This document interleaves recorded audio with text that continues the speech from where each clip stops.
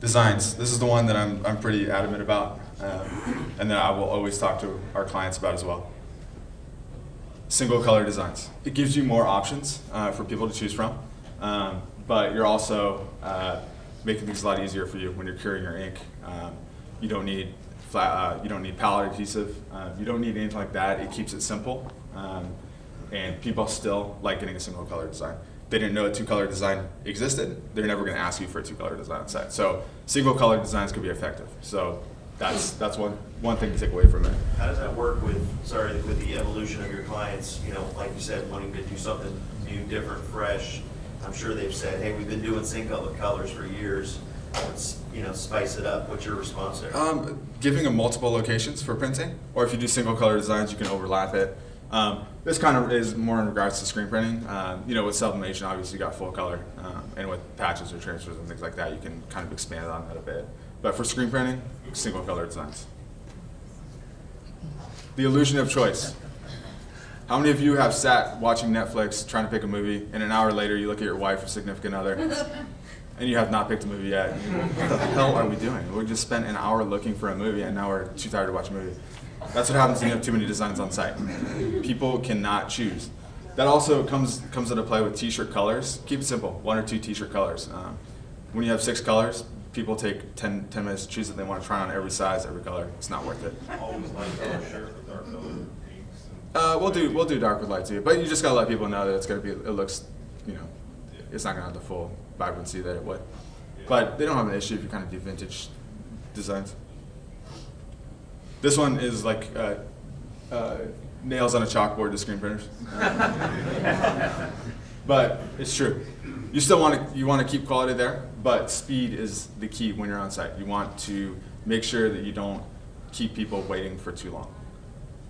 We're generally trying to turn out a person a minute, and sometimes faster than that. And then don't make image sizes too big. We've seen that too, where you got to send it through the dryer. You want to make sure that you're keeping your images nice and clean. Keep it simple. In all honesty, people care more about seeing the screen printing press head spin around than pretty much anything else. So if you're showy with your setup on site, people are going to come over and say, "Oh, this is cool." So some of our guys will sit there, and specifically one of our printers, Max, will just spin it around, and people come by and they want to see it. So make it a spectacle. You're really presenting a show. You want people to come over, see what's going on, and you want to create like that engagement. Don't overthink it. Don't get too technical. As screen printers, you always want to be, perfect with where placements are going, or what ink colors you're doing. You want to match Pantones if a client asks for one, but I just really think you do not want to overthink what you're doing on site. This goes back to the gear setup: easy in, easy out. If you have light gear, you can get into an event more quickly and leave an event more quickly, and then you have less hours on site. So easy in and easy out. Happy guest, happy client. I think that one's self-explanatory. How do you do crowd control? Like that line that's 5 hours long. Like how do you make sure that Well, once you create a line, people are in line. You have to create a line at first, and once there is that line in place, there'll be a line for the rest of the time. If you start off and you just let people come to you, you're screwed. So you want to make sure there is that line in place, and when people see that line, oh cool, there's a line. So customer engagement is the key to live printing. So that's, again, going back to it.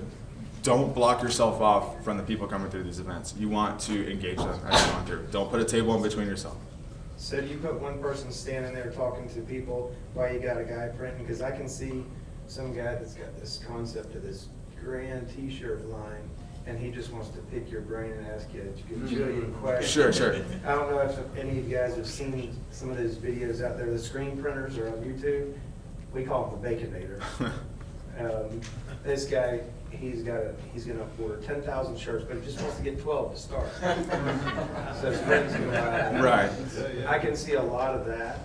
So I mean, So somebody there. what we do is we have one of our staff will hand out the shirt sizes to the people as they're coming through the line, and then when the press opens up, they'll send them to that person. So you have somebody who's kind of like a gatekeeper, and then that person comes over. Yeah. So you're engaging these people multiple times when you're on site. Okay.